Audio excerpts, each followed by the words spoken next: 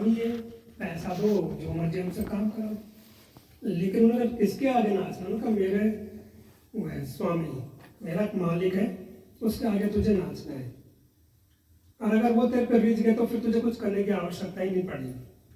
तो उसने सोचा होगा कोई बहुत बड़ा धनी सेठ इसका, तो लेकर के गई और श्रीनाथ जी के आगे कि इसके आगे नाचो।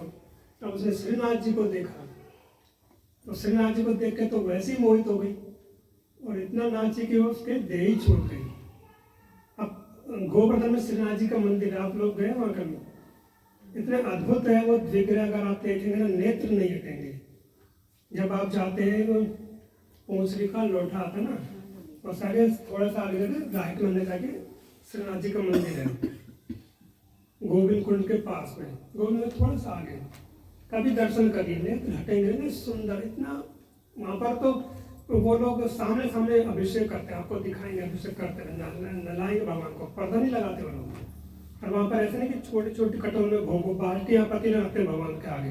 हमने देखा बड़े बड़े, हम सोच रहे मतलब वो कह रहे ये श्रीनाथ है भगवान है, ऐसे छोड़ तुम लोग क्या है, छोटे छोटे कटोरे, हम ब्रजवासी ने पूरे का पूरा बड़े बड़े बड़े पतीले रखे भगवान के आगे। तो इतना सुंदर है भगवान का विग्रह। जैसे दक्षिण भारत में रामानुजाचार्य, उन्होंने देखा कि एक व्यक्ति था, वो एक वैश्य में बहुत आसक्त था। तो वैसे वो रामानुजाचार्य ने बुलाया, तो वो वैश्य न उसके शरीर का भोग करना, उसके केवल देखता था, वो इतनी सुंदर थी। और वो ऐसे तो उसकी तरफ उल्टा गलत पे चल रहा है, यानी कि पीठ नहीं कर रहा, बस उसको देखते रहा। तो रामानुजाचार्य ने बुलवाया उसको। उसने सोचा कि भाई क्या ऐसा मैंने अपराध कर दिया, ये मुझे बुला रहे हैं। तो उन्होंने कहा कि तुम इस वैसे में क्या ऐसा देखते हो?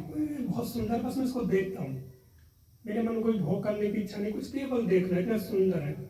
वो बोले इससे अगर ज़्यादा सुंदर मैं तुझे स्त्री का मतलब दे दूँ तो उनका ऐसा हो ही नहीं सकता, मैं मान ही नहीं सकता कि इतनी सुंदर भी कोई हो सकती है। उन्होंने कहा ठीक है तुम कल आना।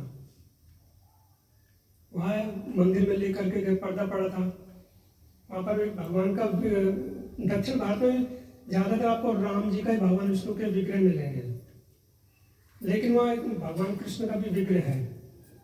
और जब वहाँ पर राधा रानी के साथ में, तो जब पर्दा पड़ा तो बोले देख इसको। जब राधा रानी का सौंदर्य को देखा तो वैसे कोई भूल गया। फिर वो बहुत उच्च कोटि का भक्त बना उनका, रामानुजाचार्य का। तो ये विग्रह का मतलब क्या है कि जो विग्रह देखना कि इससे हमें भगवान के प्रति प्रेम होगा हमारा।